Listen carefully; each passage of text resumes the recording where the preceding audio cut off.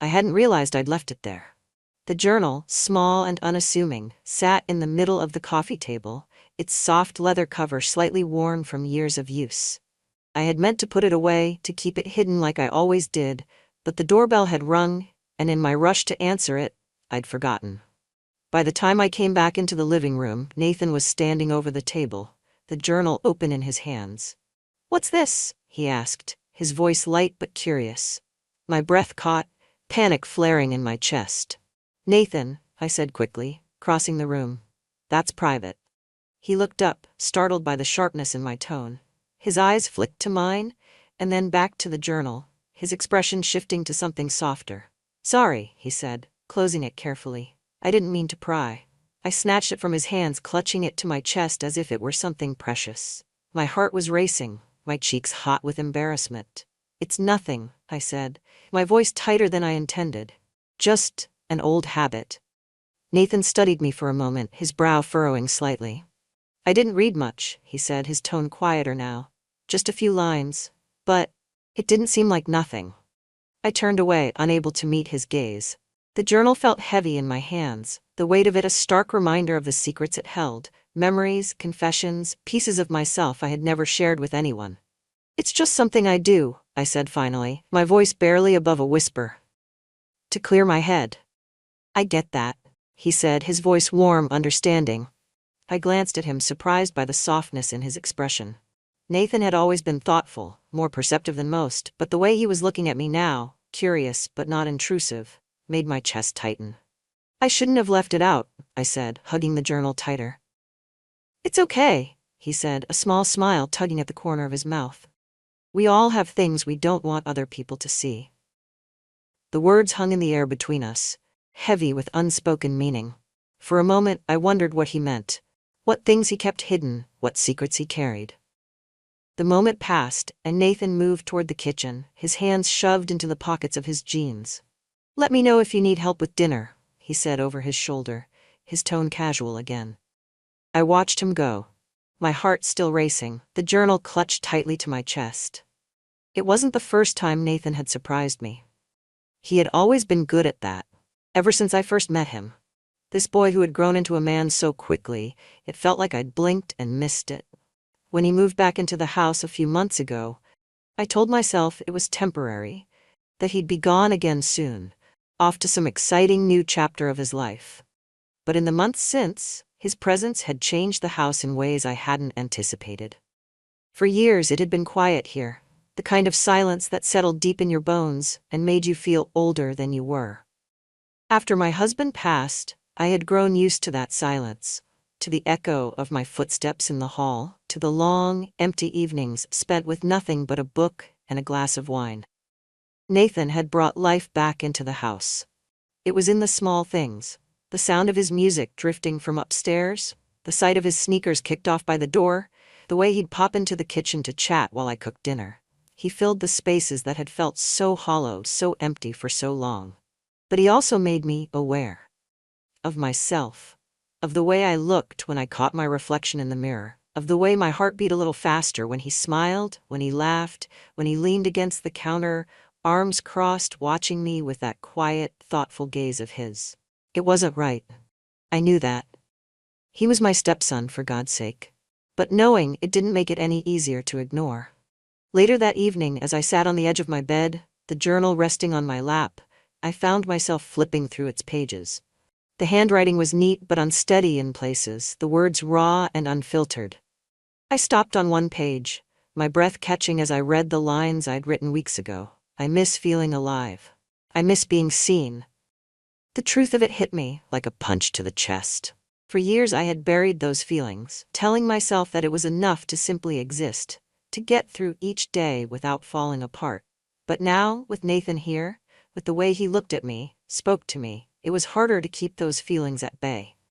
I closed the journal and set it aside, my hands trembling slightly. This was dangerous, I knew that.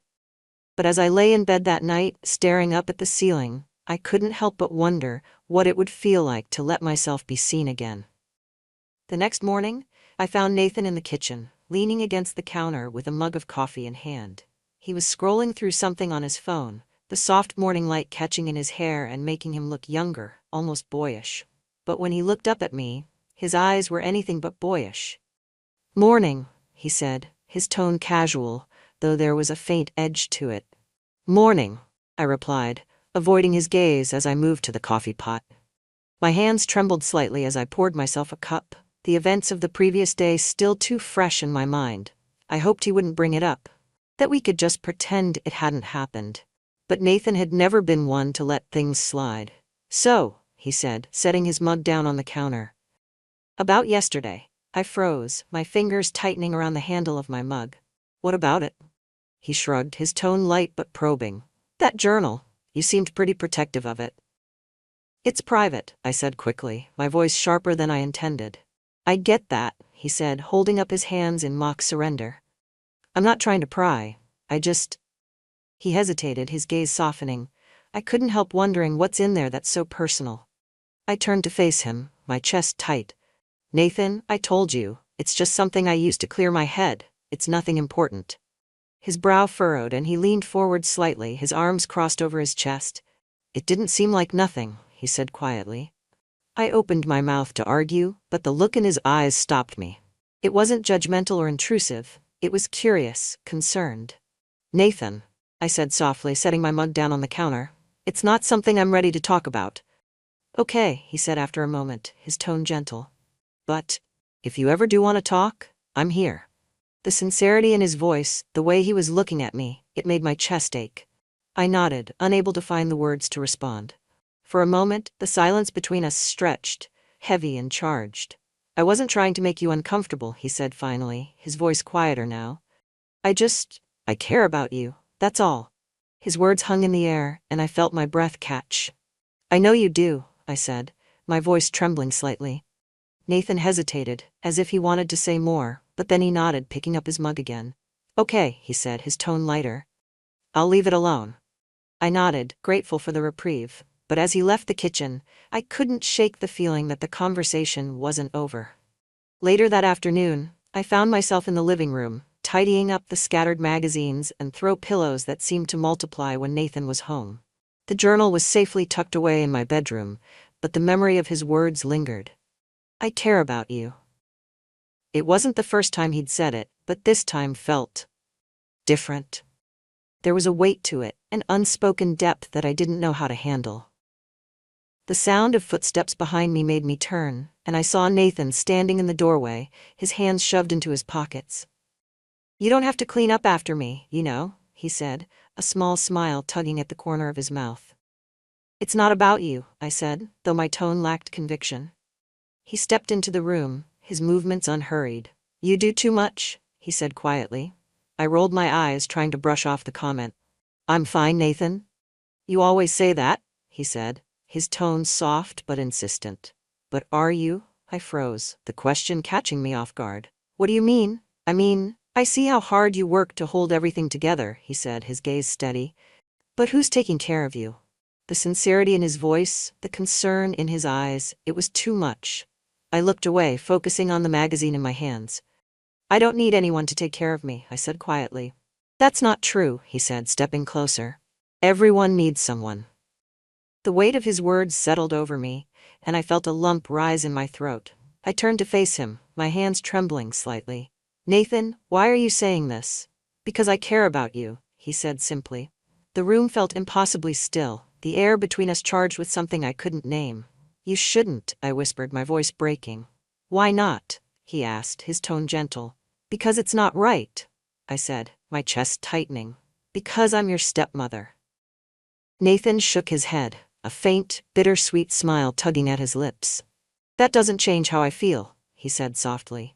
The honesty in his voice, the quiet conviction, it was overwhelming. I turned away, my hands gripping the back of the couch as I tried to steady myself. "Nathan, this can't happen," I said, my voice trembling. He didn't respond right away, and when he finally spoke, his voice was quiet, almost a whisper. "I know it's complicated," he said. "But that doesn't mean it's not real." His words hung in the air, and I felt my resolve wavering. I wanted to tell him he was wrong, to put an end to this before it went any further. But the truth I couldn't admit, even to myself, was that he wasn't wrong. By the time evening rolled around, the tension that had been building all day felt almost unbearable. I tried to shake it off, busying myself in the kitchen with dinner. Cooking had always been my refuge. The rhythmic chopping of vegetables, the sizzle of oil in the pan, it gave me something to focus on, something tangible to control. But tonight, even that wasn't enough. Nathan appeared in the doorway just as I was setting the table. He leaned against the frame, arms crossed, his expression softer than it had been earlier. "Need any help?" he asked.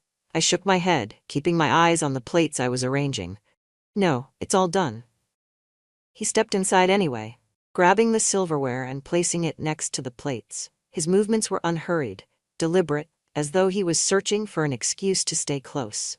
The silence between us stretched, heavy but not uncomfortable, and I found myself glancing at him as he worked.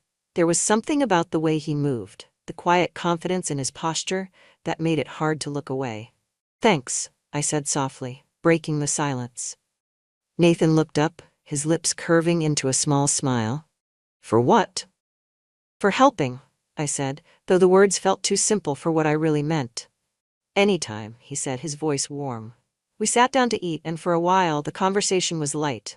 We talked about small things, his plans for the week, a show he'd started watching, the weather. But as the meal went on, the casual ease between us began to give way to something deeper.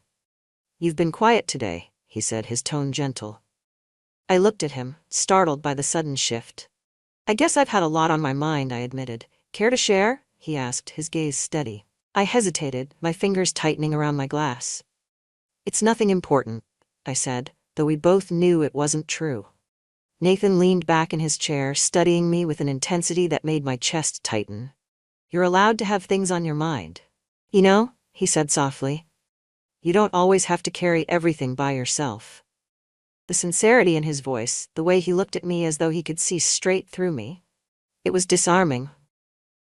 "I'm used to it," I said, trying to sound casual. "That doesn't mean you should be," he said, his tone firm but kind. I looked down at my plate, unable to meet his gaze. "It's just hard to talk about some things," I said quietly. Nathan didn't respond right away, and when I finally glanced up, his expression was softer, his eyes full of understanding. "You don't have to tell me everything," he said. "But if you ever want to, I'm here." His words hung in the air, heavy with unspoken meaning, and I felt my breath catch. "Thank you," I said, my voice barely above a whisper. After dinner, we moved to the living room. Nathan stretched out on the couch, his head resting against the arm, while I curled up in the armchair with a mug of tea. The soft glow of the lamp bathed the room in a warm light, and the distant hum of the cicadas outside added a soothing rhythm to the quiet. "I remember sitting here with Dad," Nathan said suddenly, his voice breaking the silence. I looked up, startled by the mention of his father. "You do?" He nodded, a faint smile tugging at his lips. "Yeah, he used to sit right there," he said, gesturing to the armchair where I was sitting, reading the newspaper or watching the game. A pang of bittersweet nostalgia settled in my chest. "He loved this room," I said softly. Nathan nodded, his expression turning wistful. "I miss him," he admitted, his voice quieter now. "Me too," I said, the words catching in my throat. For a while, we sat in silence, the weight of shared grief settling over us. It wasn't heavy or suffocating, but rather a quiet, mutual understanding that bound us together in a way nothing else could. "I don't know how you did it," Nathan said suddenly, his gaze fixed on me. "Did what?" I asked, confused.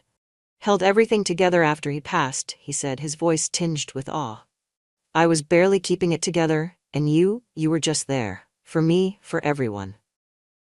The sincerity in his voice, the admiration in his eyes, it was overwhelming. "I didn't have a choice," I said softly. "Someone had to." "Yeah," he said, his tone gentle. "But that doesn't mean it was easy." I looked away, my chest tight. "It wasn't," I admitted. Nathan sat up then, leaning forward with his elbows on his knees. "You don't have to be strong all the time," he said quietly. The words hit me harder than I expected, and I felt my eyes sting with unshed tears. "Nathan, I hesitated, unsure of what to say. He reached out then, his hand brushing lightly against mine where it rested on the arm of the chair. The touch was brief but grounding, steadying me in a way I hadn't realized I needed. "I'm here," he said softly. The simplicity of his words, the quiet conviction in his tone, it was too much. I nodded, unable to speak, and let the silence settle around us once again. As the night deepened, the tension between us grew heavier, charged with something I couldn't name. And though we didn't speak of it, I knew we were both thinking the same thing. The house was silent when I woke later that night, the kind of stillness that presses against your skin and amplifies every creak of the floorboards, every sigh of the wind outside.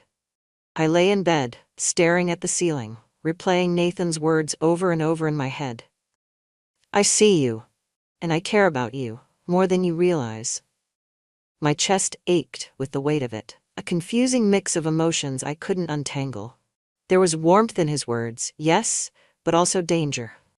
A kind of unspoken invitation that I wasn't sure I was ready to accept. I swung my legs over the side of the bed, my bare feet brushing against the cool floor. Sleep wasn't coming, not with my mind racing like this. I pulled on my robe and made my way downstairs, hoping that maybe a cup of tea would help quiet the storm inside me. The kitchen was dimly lit, the faint glow from the under-cabinet lights casting soft shadows across the counters. I moved quietly, not wanting to disturb the stillness. But as I reached for the kettle, I heard the soft shuffle of footsteps behind me. I turned, startled, to find Nathan standing in the doorway. Couldn't sleep? He asked, his voice low, careful. I shook my head, my hand still resting on the kettle. No? Same, he said, stepping into the room. He was wearing a plain t-shirt and sweatpants, his hair slightly tousled, his expression softer in the low light. We stood there for a moment, the silence between us heavy, but not uncomfortable. Want some tea? I offered, my voice barely above a whisper. He nodded, moving to lean against the counter as I filled the kettle and set it on the stove. The faint hum of the burner filled the space, a quiet background to the tension lingering between us. What's on your mind? Nathan asked after a moment, his tone gentle but probing. I glanced at him, startled by the question. What do you mean? You've been distant, he said, choosing his words carefully. Since dinner. Since earlier today, really. I turned away, focusing on the kettle as though it held all the answers. I've just had a lot to think about, I said softly. Like what? He pressed, his voice quiet but insistent. I hesitated, my hands gripping the edge of the counter. Like us, I admitted finally, the words trembling as they left my lips. Nathan didn't respond right away, and when I finally turned to look at him, his expression was unreadable. What about us? He asked, his tone steady. I let out a shaky breath, my chest tightening. Nathan, whatever this is, it's complicated, and I don't know how to handle it. He stepped closer, his movements slow, deliberate.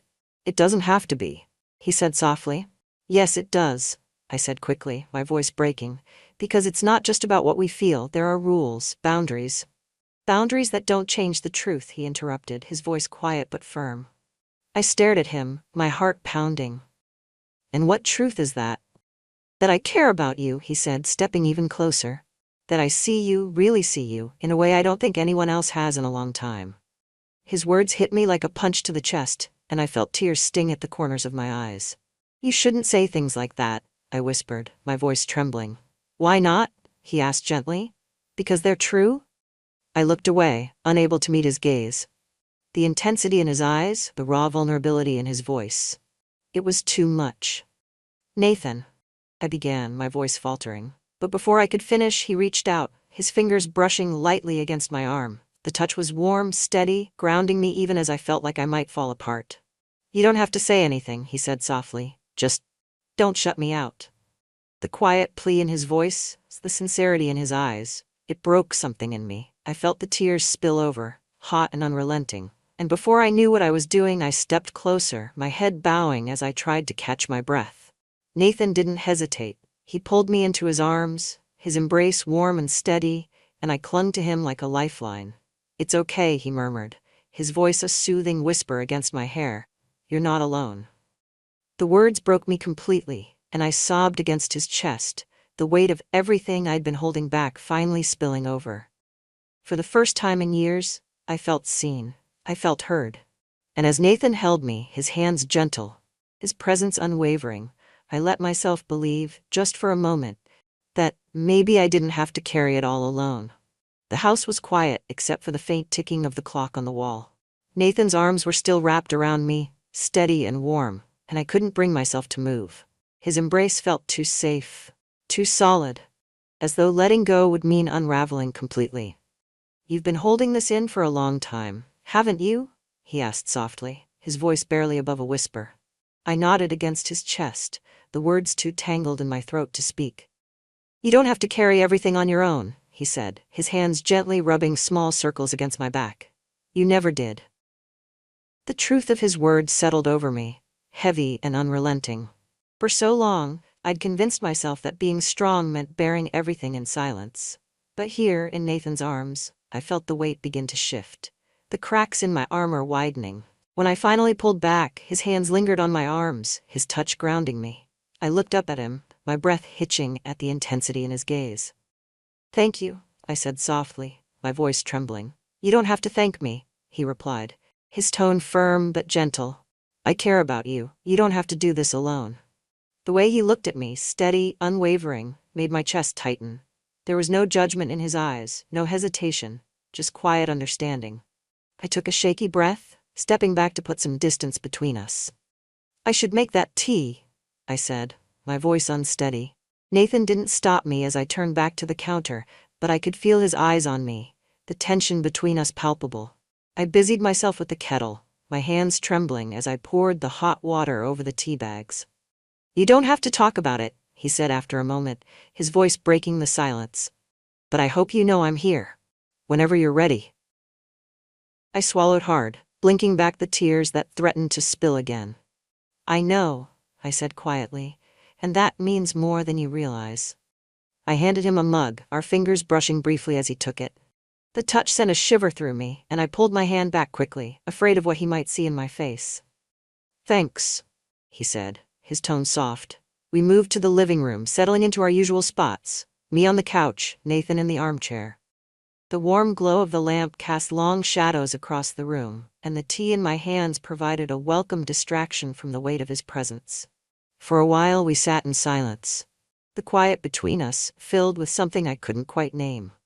I could feel his eyes on me, could sense the questions he wasn't asking, and it made my heart race in a way I wasn't prepared for. "You're different when you're with me," Nathan said suddenly, breaking the silence. I looked up, startled. "What do you mean?" He shrugged, his gaze steady. "You let your guard down. You're softer." The comment made my cheeks flush, and I looked away, focusing on the steam rising from my mug. "That's not true," I said quietly. "It is," he insisted, his tone gentle but firm. "You don't have to hide so much with me. You don't have to pretend." The sincerity in his voice, the quiet conviction, made something inside me ache. "I've been pretending for so long," I admitted, the words slipping out before I could stop them. Nathan leaned forward, his elbows resting on his knees as he studied me. "Why?" "Because it's easier," I said softly. "Because if I let myself feel everything, I don't know if I'll be able to keep going." "You don't have to hold it all in," he said, his voice steady. "Not with me." I looked at him then, my chest tightening at the intensity in his gaze. The space between us felt impossibly small, even though we weren't touching, and I could feel the weight of everything unspoken pressing down on me. "You make it sound so simple," I said, my voice trembling. "Maybe it is," he said, a faint smile tugging at the corner of his mouth. "Or maybe you just make it harder than it needs to be." I let out a shaky laugh, the sound catching in my throat. "You don't know what you're asking of me." "I'm asking you to let yourself be happy," he said simply. The quiet honesty in his voice, the warmth in his expression, it was too much. I looked away, my hands tightening around the mug in my lap. "You deserve that," he continued, his tone softer now. "You deserve to feel alive again." His words hit me like a blow, and I felt the tears rising again. I blinked rapidly, trying to hold them back, but when I looked up at him, his expression softened even further. "It's okay," he said gently. "You don't have to decide anything right now. Just don't shut me out." The plea in his voice, the quiet vulnerability, made my heart ache. "I won't," I whispered, my voice breaking. Nathan leaned back, his gaze still on me, but he didn't press further. The tension between us had shifted, softening into something quieter, something fragile but unyielding. For the first time in a long time, I felt like I could breathe. The storm rolled in that evening, the rain starting as a soft patter against the windows before building into a steady, insistent rhythm. Thunder rumbled in the distance, a low, soothing sound that seemed to vibrate through the walls. I stood in the kitchen, staring out at the darkened sky as I absently dried the last of the dishes. The house felt warmer than usual, the lights casting a golden glow over the quiet rooms. But it did little to calm the storm brewing inside me.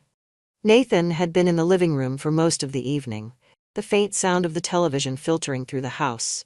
I had been avoiding him, not intentionally, I told myself, but because I needed space to think. But no matter how much distance I tried to put between us, I couldn't stop replaying his words from the night before. You deserve to feel alive again.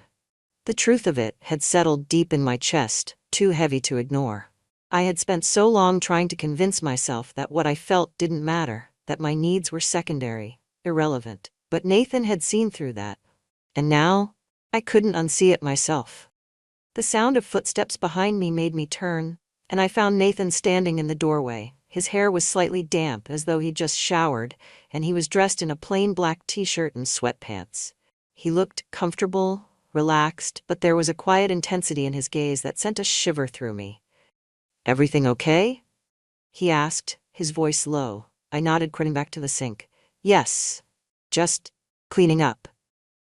"You've been in here for a while," he said, stepping into the room. "I needed something to do," I admitted, my hands tightening on the dish towel. Nathan leaned against the counter, crossing his arms over his chest. "You've been avoiding me," he said softly, his tone gentle but direct. I froze, my breath catching. "I haven't." "You have?" he interrupted, though there was no accusation in his voice. "And I get it, I do, but I wish you wouldn't." I turned to look at him, my chest tight. "Nathan, this is complicated." "I know it is," he said, stepping closer, "but avoiding it isn't going to make it any less complicated." The honesty in his voice, the quiet conviction in his expression, it was overwhelming. "I don't know how to do this," I admitted, my voice trembling. "You don't have to know," he said, his tone steady. "Just let me in, that's all I'm asking." His words broke something in me, and before I could stop myself, I blurted, "I'm scared."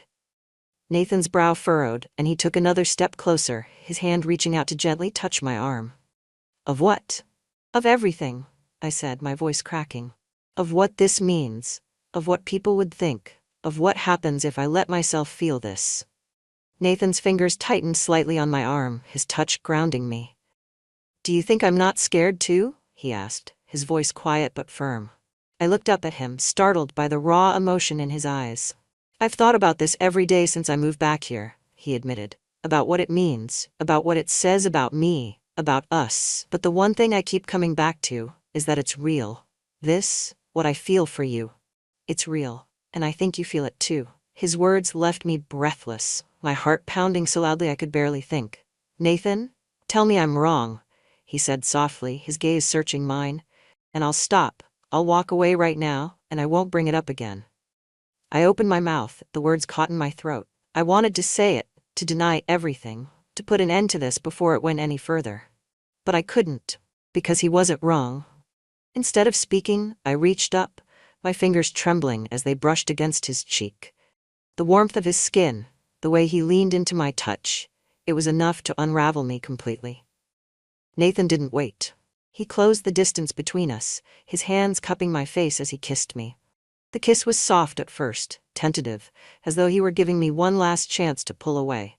But I didn't. Instead, I leaned into him, my hands clutching the fabric of his shirt as the kiss deepened. The world seemed to fall away, the storm outside nothing more than a distant hum. All that mattered was the feel of his lips on mine, the way his hands steadied me as though he knew I might collapse. When we finally pulled apart, our breaths were ragged, our foreheads resting together. "This is crazy," I whispered, my voice trembling. "Maybe," he said, his tone soft, "but it's ours." The weight of his words, the quiet certainty in his voice, it made my chest ache with something I couldn't name. For the first time in years, I felt alive. The morning came slowly, the pale light of dawn creeping into the room and painting everything in muted shades of gray and gold. I lay in bed, staring at the ceiling, the events of the night before replaying in my mind with startling clarity. Nathan's touch, his voice, the way he'd looked at me as though I were the only thing in the world that mattered. It all lingered, filling the quiet with a weight I couldn't escape. I knew I should feel regret, guilt, something that told me what we'd done was wrong. But instead, all I felt was the steady thrum of my heart and the faint, fragile bloom of something I hadn't dared to feel in years: hope. I slipped out of bed, the cool floor beneath my feet grounding me as I made my way to the kitchen. The house was quiet, the kind of stillness that comes only in the earliest hours of the day. I busied myself with making coffee, the familiar routine calming the storm inside me. As I poured the steaming liquid into a mug, I heard the soft shuffle of footsteps behind me. "Morning," Nathan said, his voice low and slightly husky from sleep. I turned to find him standing in the doorway, his hair tousled, his t-shirt slightly wrinkled. He looked at me with a softness that made my chest tighten, and I had to look away, focusing instead on stirring cream into my coffee. "Morning," I replied, my voice quieter than I intended. Nathan stepped into the kitchen, leaning against the counter as he watched me. "Couldn't sleep?" I shook my head, taking a sip of coffee to steady myself. "No, you?"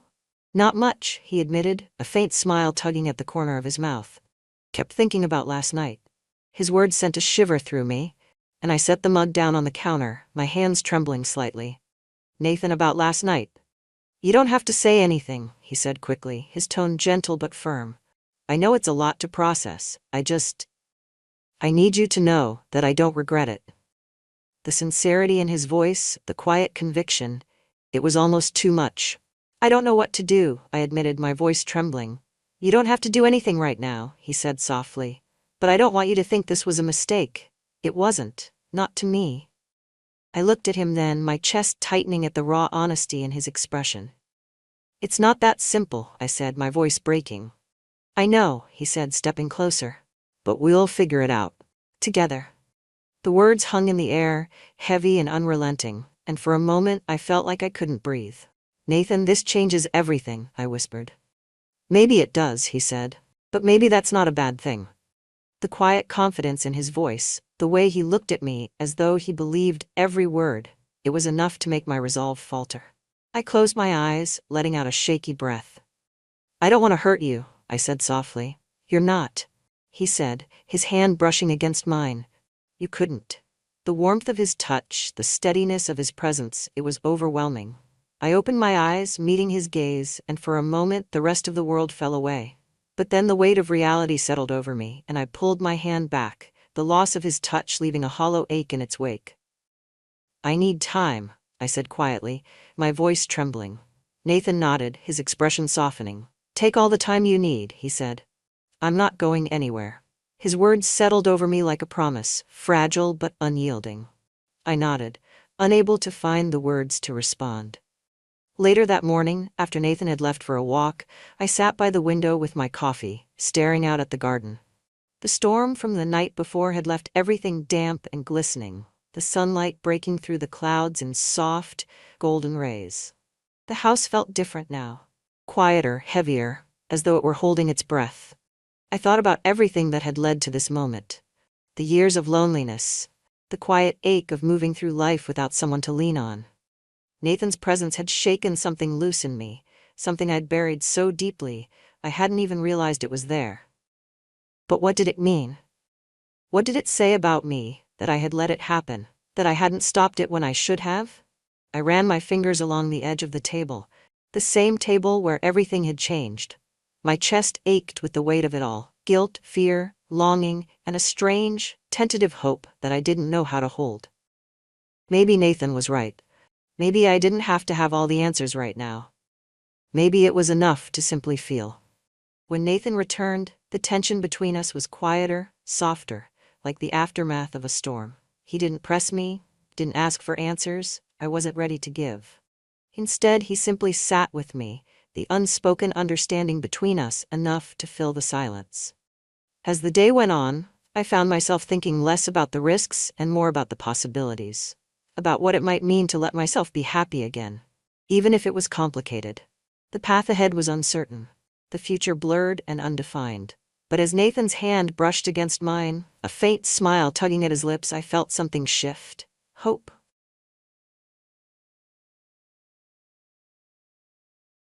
It happened in an instant, but it felt like the world slowed down. I was heading toward the laundry room carrying a stack of folded towels when Zachary appeared from the bathroom, a towel slung low around his hips, steam rising from his skin. "Hey, Charlotte," he said casually, stepping aside to let me pass. I glanced at him briefly, muttering a polite, "Hi," before trying to focus on the task at hand. But then it happened. The knot of his towel slipped, and before either of us could react, it dropped to the floor. He froze, and so did I. My gaze flickered, just for a second, a reflex I couldn't stop, and in that moment, I saw him in a way I was never supposed to. He started, his voice breaking the silence as he bent to grab the towel. "I didn't see anything," I blurted out, turning away so fast that I nearly dropped the towels I was holding. "Right," he said, his voice strained. "Sorry about that." By the time I dared to look back, he had wrapped the towel around himself again, his cheeks as red as mine probably were. Neither of us said anything else, but the air between us felt heavier, like we'd crossed a line we couldn't uncross. It was an accident. Just a fleeting, awkward moment. But as I walked away, my heart racing and my skin flushed, I couldn't shake the feeling that something had changed. Life with Richard had always been predictable. Our marriage wasn't a love story. It was a partnership, practical and stable. He was a businessman through and through, his focus always on the next deal, the next client, the next opportunity. I'd admired that about him at first, his drive, his ambition. But over time, it left little room for us. The house was large and modern, perched on the edge of the countryside. Its sleek lines and polished surfaces were more Richard's taste than mine, but I made it a home as best as I could. Most days, though, it felt too big, too quiet. Richard spent more time at work than here, and when he was home, he was usually buried in emails or conference calls. Zachary moved in shortly after finishing college. At 24, he was in that uncertain stage of life, searching for direction while trying to figure out who he was. Richard insisted he stay with us until he got on his feet, though I suspected it had more to do with control than concern. Richard had always been critical of Zachary, pushing him toward paths that didn't fit, trying to mold him into the son he wanted rather than the one he had. I hadn't spent much time around Zachary before he moved in. He'd lived with his mother, Karen, on the other side of the country for most of his life. When Richard and I married, Zachary was a quiet teenager who barely looked up from his phone long enough to say hello. But the man who walked through the door that day was someone entirely different. Zachary was tall and broad-shouldered, with an easy confidence that belied the uncertainty of his circumstances. His dark hair was perpetually tousled, and his blue eyes had a way of looking right through you, like he could see things you didn't want him to. At first, our interactions were polite but distant. He spent most of his time in his room or out with friends, and I didn't press him to engage. But as the weeks went on, he started spending more time around the house, finding reasons to linger in the kitchen while I cooked, or joining me in the living room while I read. "Your garden is impressive," he said one afternoon, leaning against the patio door as I tended to the roses. "Thank you," I replied, glancing up at him. "It's been a lot of work, but it's worth it." He stepped outside, squinting against the sunlight. "Do you do all of this yourself?" "Mostly," I said, brushing dirt off my gloves. "Richard isn't exactly the gardening type," Zachary smirked. "I can't imagine him getting his hands dirty." I laughed softly, surprised by how easily he made me smile. "That's not his style." It was small moments like that, little exchanges that didn't seem like much at the time, that began to shift something between us. I started noticing things I hadn't before. The way he moved through the house, the sound of his laughter, the way his presence filled the space in a way that Richard's never did. And then there were the times I'd catch him looking at me. Quick glances that lingered a beat too long before he looked away. The day of the towel incident was like any other. I had spent the morning tidying up and sorting laundry, my usual routine when Richard was at the office. I wasn't expecting Zachary to be home. He'd mentioned something about meeting a friend for lunch. I was heading toward the laundry room when the bathroom door opened, and he stepped out, a cloud of steam following him. His towel was slung low around his hips, his skin still damp from the shower. "Hey, Charlotte," he said casually as if nothing was out of the ordinary. "Hi," I replied, averting my eyes as I moved past him, and then it happened. The towel slipped, the knot unraveling, and before either of us could react, it fell to the floor. For a moment, neither of us moved. Zachary froze, his eyes wide, and I felt my cheeks flush as I realized what had just happened. Sorry, he stammered, bending down to grab the towel. I didn't see anything, I blurted out, though the heat rising in my face betrayed me. Right, he said, his voice strained as he wrapped the towel around himself again. I hurried away, my heart racing, and my thoughts a jumble of embarrassment and something else I didn't want to name. For the rest of the day, I couldn't stop replaying the moment in my head. It was just an accident, I told myself. A fleeting, awkward moment that meant nothing. But the tension that lingered in the air said otherwise. When I saw him later that evening, sitting on the couch with his laptop, he looked up and gave me a small, tentative smile. I returned it, though my heart fluttered in a way that felt dangerous. We didn't speak about what had happened, but the unspoken awareness between us was impossible to ignore. In the days that followed, the dynamic between us shifted. Our conversations grew longer, our glances more frequent. There was a new weight to the air whenever we were alone, a quiet tension that neither of us acknowledged but both of us felt. Richard remained oblivious, too caught up in his work to notice the subtle changes in the house. But I noticed. And so did Zachary. The incident with the towel might have been an accident, but the weight of it lingered in every interaction between us. Zachary and I had shared an awkward moment, but it was more than that. It had ignited something neither of us could name, but both of us could feel. In the days that followed, the tension between us grew. It wasn't something we spoke about, but it was there, in the way his gaze lingered when we passed each other, in the charged silence that hung in the air when we found ourselves alone. I told myself it was nothing, a silly infatuation born out of loneliness and too much time spent together. But deep down, I knew better. It happened for the first time one evening. Richard was working late, as usual, and the house was quiet. I was in the kitchen, tidying up after dinner, when Zachary walked in. He leaned against the counter, watching me with an intensity that made my hands tremble. "You don't have to do everything yourself, you know," he said, his voice softer than usual. I glanced at him, forcing a smile. "It keeps me busy." He stepped closer, his expression unreadable. "You're always busy." "Someone has to be," I replied, trying to keep my tone light. Zachary didn't respond immediately. Instead, he reached out, taking the dish towel from my hands. His fingers brushed mine, and the contact sent a jolt through me. "You never let anyone take care of you," he said quietly. His words caught me off guard, and I turned to face him, my chest tightening. "Zachary, But I couldn't finish the sentence. His gaze held mine, steady and unrelenting, and in that moment, everything else faded away. The first kiss was tentative, a quiet question neither of us dared to speak aloud. His lips brushed mine, soft and hesitant, and for a moment I froze. But then I kissed him back and the floodgates opened. We pulled apart after a moment, both of us breathing heavily. "This is wrong," I whispered, my voice trembling. "I know," he replied, his forehead resting against mine. "But I can't stop." Neither could I. What started as stolen moments in the kitchen quickly spiraled into something neither of us could control.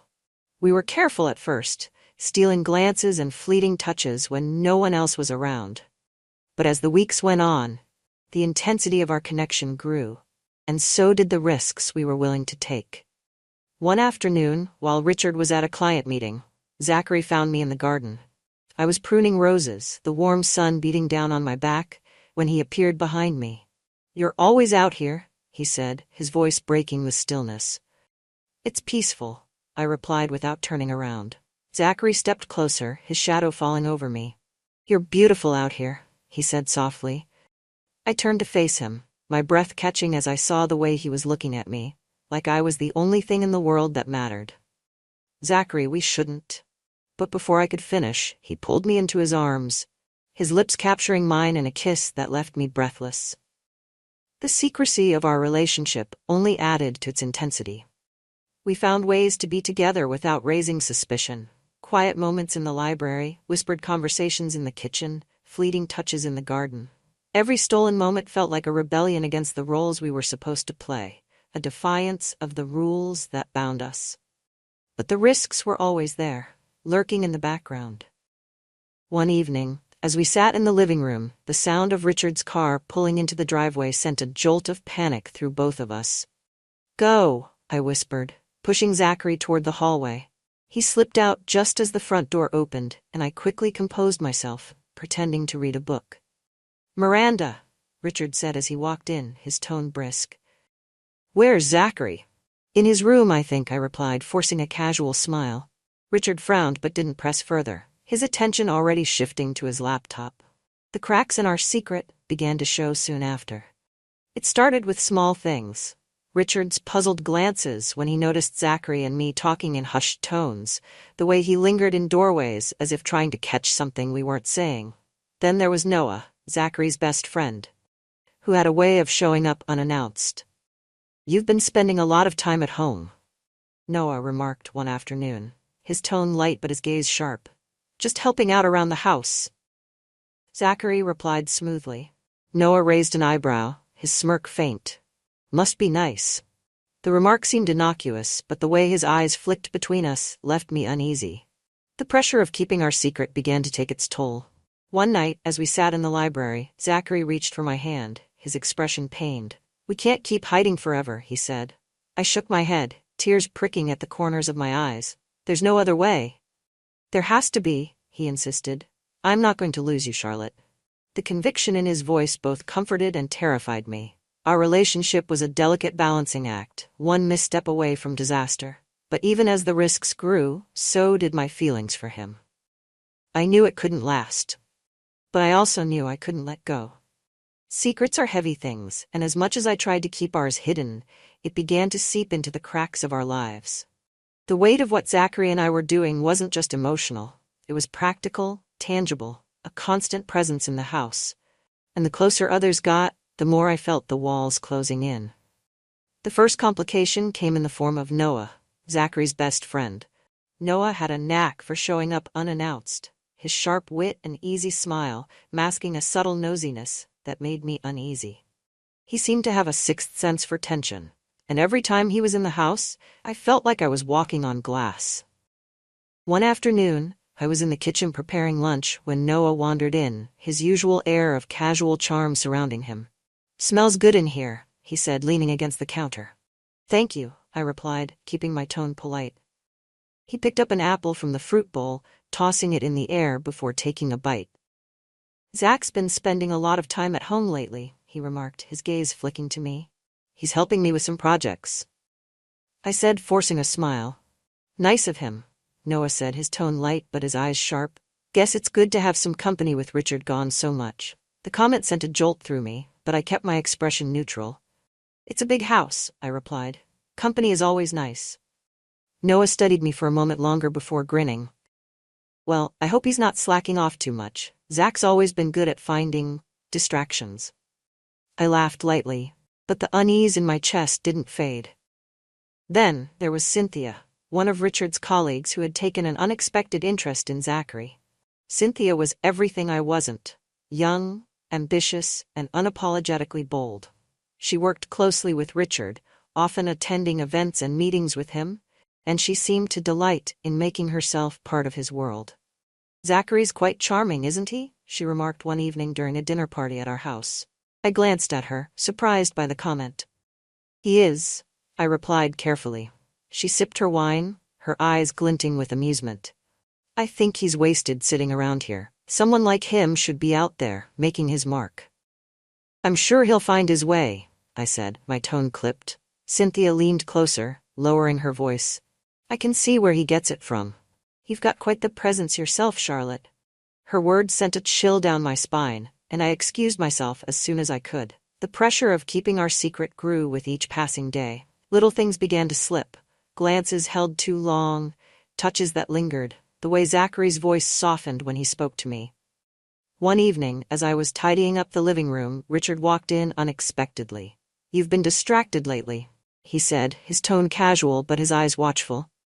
"I've just been busy," I replied, avoiding his gaze. "Too busy to join me for dinner the other night?" he pressed. "I wasn't feeling well," I lied, my stomach twisting under his scrutiny. Richard studied me for a moment before nodding. "Well, Let me know if there's anything I can do.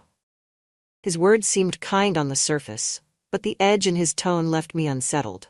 The breaking point came when Noah and Cynthia crossed paths at the house. It was a Saturday afternoon, and I was in the garden pruning roses when I heard their voices drifting from the patio. "Zach's been spending a lot of time here," Noah was saying, his tone casual but probing. "He's helping out around the house," Cynthia replied, her voice light, "and keeping Charlotte company, from what I hear." My heart stopped, and I froze, straining to hear their conversation. "That's interesting," Noah said, his tone shifting slightly. "They do seem close."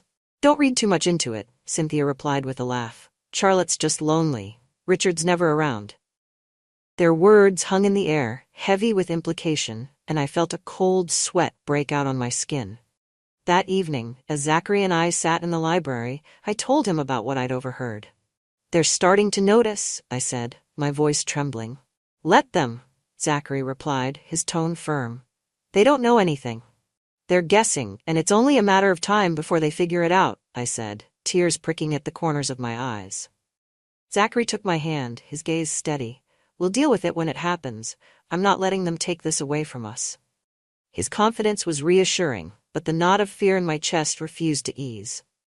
The next week, Richard confronted me. "I got a call from Cynthia," he said, as he stood in the doorway of our bedroom, his arms crossed. "What about?" I asked, my heart racing. "She said there's been talk about you and Zachary," Richard said, his tone calm but cold. "Talk?" I repeated, feigning confusion. "People are saying you're too close," he said, his eyes narrowing. "That's ridiculous," I said quickly. "Zachary is your son. I've only ever tried to help him."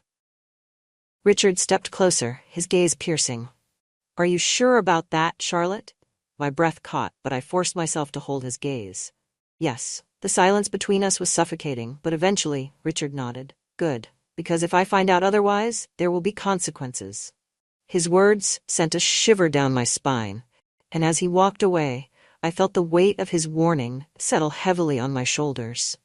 The pressure was mounting, and I knew it was only a matter of time before everything came crashing down. Noah's intuition, Cynthia's prying, Richard's suspicion. It all felt like a storm gathering on the horizon, and I wasn't sure if we could survive it. But even as the risks grew, so did my feelings for Zachary. And no matter how dangerous it became, I couldn't bring myself to let him go. By the time the storm finally broke, I could feel it brewing in every corner of the house. The tension was unbearable, thick enough to suffocate. It wasn't just the glances Richard was beginning to cast my way, or the subtle, loaded remarks from Cynthia and Noah. It was the way Zachary and I were fraying under the pressure. Secrets like ours don't stay hidden for long. It started with Richard's sudden interest in being home. He began coming home earlier than usual, often appearing in the kitchen or living room at odd hours, claiming he wanted to spend more time with his family. But his presence wasn't warm or comforting. It was calculated. I could feel his eyes on me, watching for cracks in my composure, waiting for me to slip. One evening, as I was setting the table for dinner, Richard walked in and leaned against the counter. "Zachary hasn't been around much today," he remarked, his tone casual but probing. "He went into town to run errands," I replied, keeping my voice even. "Funny how he seems to disappear when I'm home," Richard said, his gaze sharp. I froze for a fraction of a second before forcing myself to continue arranging the silverware. "I'm sure that's just a coincidence," Richard hummed thoughtfully, his expression unreadable. "Coincidences have a way of piling up." The next blow came from Noah. He showed up late one evening, unannounced as usual, but this time his demeanor was different. He wasn't his usual charming, carefree self. Instead, he seemed tense, his eyes darting around the house as though searching for something. "Is Zach here?" he asked as I opened the door. "He's in his room," I said cautiously. Noah nodded, stepping inside. "Mind if I wait for him?" "Of course not," I said, though my chest tightened. As Noah sat in the living room, his gaze flicked to me. "You know, Charlotte, you've been good for Zach. He seems happier since moving in." "Thank you," I said, my voice steady despite the unease creeping through me. "But sometimes," Noah continued, leaning back on the couch, "I wonder if it's you he's staying here for, and not his dad." The air in the room felt like it had been sucked out, and I struggled to maintain my composure. What are you implying, Noah? He smiled faintly, but there was no warmth in it. Just an observation. Zach talks about you a lot, more than I'd expect. Before I could respond, Zachary appeared at the top of the stairs. Noah, he said sharply, his tone warning. Noah looked up, his smirk widening. Hey man, just catching up with Charlotte. Let's go, Zachary said, his jaw tight. As they left, I sank onto the couch, my hands trembling. Things came to a head when Richard finally confronted me. It was late, and I was in the library pretending to read while my mind raced with worry. Richard walked in, his footsteps heavy, and shut the door behind him.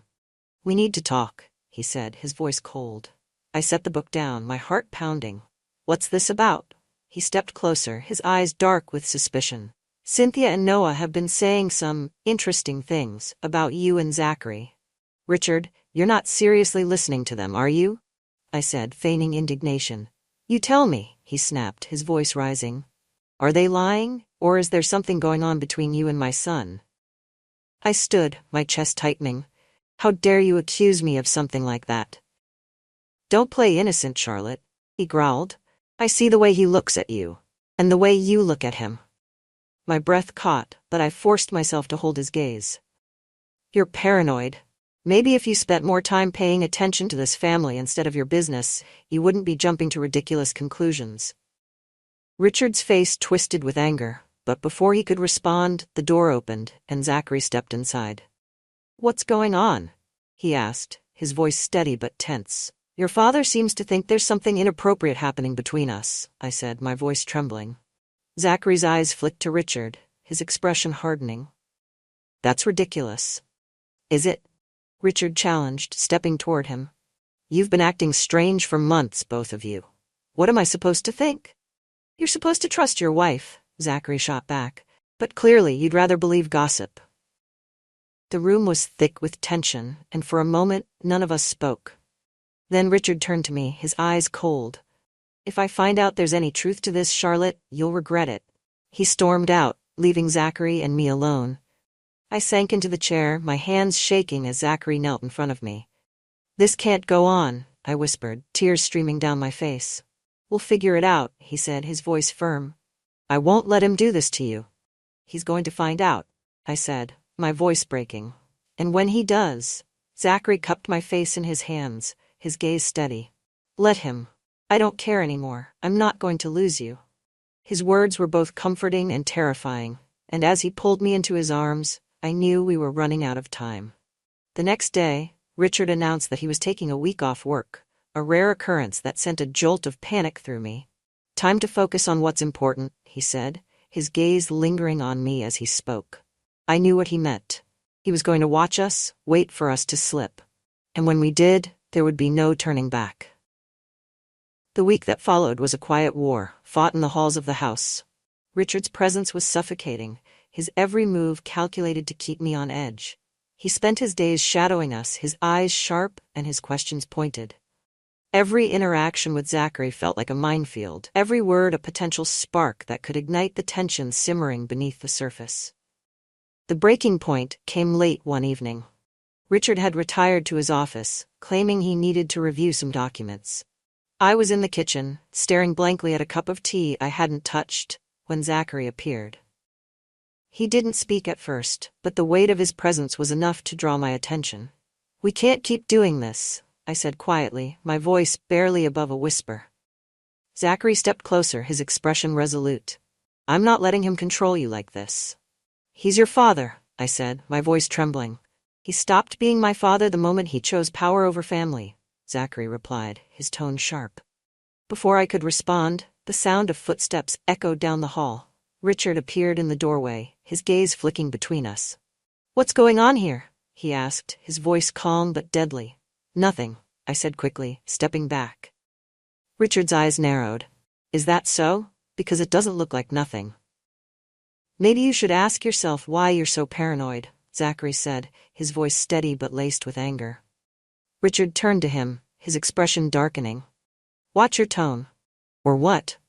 Zachary challenged, stepping forward.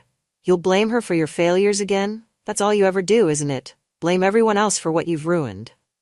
Enough, Richard barked, his voice echoing through the kitchen. You think I don't see what's going on here? You think I'm blind? The silence that followed was deafening. I stepped between them, my hands trembling. Richard, please. Don't, he snapped, his gaze burning into me. Don't you dare defend him. Zachary grabbed my arm, pulling me behind him. She doesn't need to defend me. You're the one who's wrong here.